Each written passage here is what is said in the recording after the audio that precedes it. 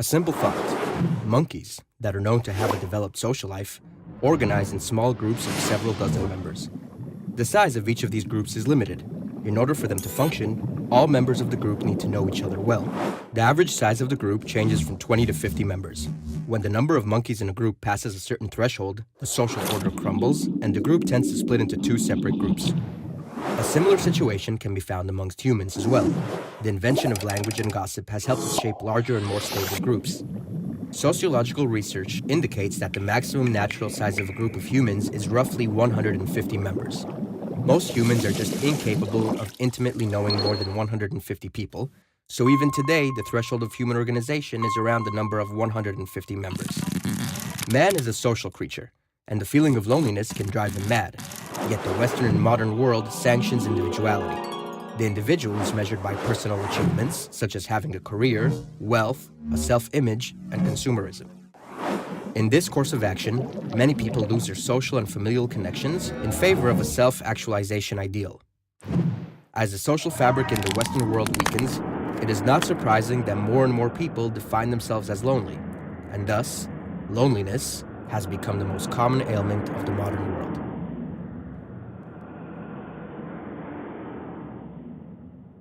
One of the possible reasons for this ailment is the online social network.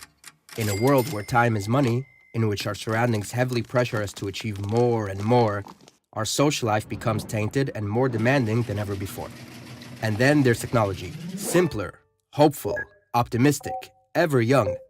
We become addicted to virtual romance, disguised by the social network which supplies an impressive platform that allows us to manage our social life most effectively.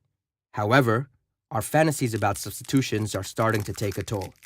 We're collecting friends like stamps, not distincting quantity versus quality, and converting the deep meaning and intimacy of friendship with exchanging photos and chat conversations. By doing so, we're sacrificing conversation for mere connection, and so a paradoxical situation is created, in which we claim to have many friends while actually being lonely. So what is the problem in having a conversation? Well, it takes place in real time, and you can't control what you're going to say. And that is the bottom line. Texting, email, posting, all of these things let us present the self as we want it to be. We get to edit, and that means we get to delete. Instead of building true friendships, we're obsessed with endless personal promotion, investing hours on end building our profile, pursuing the optimal order of words in our next message, choosing the pictures in which we look our best, all of which is meant to serve as a desirable image of who we are. We're expecting more from technology and less from each other. The social networks aren't just changing what we're doing, but also who we are. And that's because technology appeals to us most where we are most vulnerable. And we are vulnerable. We are lonely, or we're afraid of intimacy, while the social networks offer us three gratifying fantasies. One, that we can put our attention wherever we want it to be. Two, that we will always be heard. And three, that we will never have to be alone.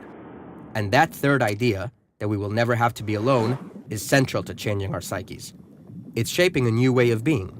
The best way to describe it is, I share, therefore, I am.